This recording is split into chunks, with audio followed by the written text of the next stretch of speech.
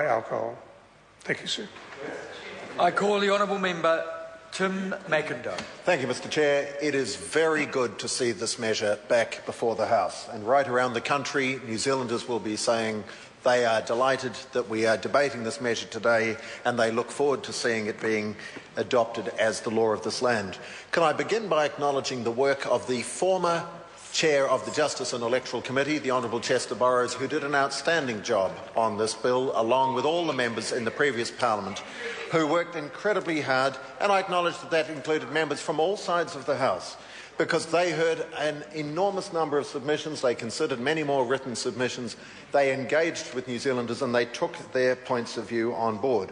I also want to acknowledge our present Minister of Justice for her work since she has become the Minister, in her determination to strengthen the bill, and in particular in her determination to tackle the issue of parental supply of alcohol to minors.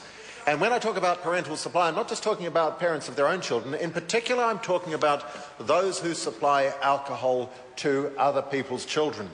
Mr Chair, we have sadly experienced many tragedies in this land as a result of very irresponsible supply of alcohol to minors. And I think that the Minister should be commended for her courage in facing up to that issue and in providing a mechanism by which parents will at long last be able to exercise far greater control. Because I, as a father, would want to know, if somebody else was supplying alcohol to my children, that I had the right to say, perhaps a little bit, but only under certain conditions, certainly under strict supervision, with responsible provision of food and other matters provided for. So, Mr Chair, this is a vitally important measure. There are over 130 positive measures in this bill. It is the first significant tightening of liquor legislation in my lifetime. The bill adopts and enacts the vast majority of the Law Commission's recommendations for reform. Many people listening could be forgiven for thinking otherwise from what they have heard, but it's worth repeating. The bill adopts the vast majority of the Law Commission's recommendations for reform. Yes, there are some who would like to see it even go further, and I respect their views, but I firmly reject any suggestion that the measures in this bill will not be effective or aren't significant. Mr Chair, they are and they will be. Part 1 of this bill, which covers preliminary matters, hints through its definitions at many of these very significant aspects, whether through the provision of local alcohol plans. That is something that is warmly welcomed in my city of Hamilton, and I was listening carefully to the Honourable Leanne Dalzell before. I'm sure it's equally so, if not more so, in Christchurch, where they have the additional problem now as a result of the devastation caused by the earthquakes of alcohol spreading throughout the suburbs. And the need to have these local alcohol plans was highlighted in a television news feature that I saw the other night, and I'm sure that the citizens of Christchurch and the wider Canterbury area will particularly welcome that measure. The focus in the bill on the reduction of alcohol-related harm is real and very significant.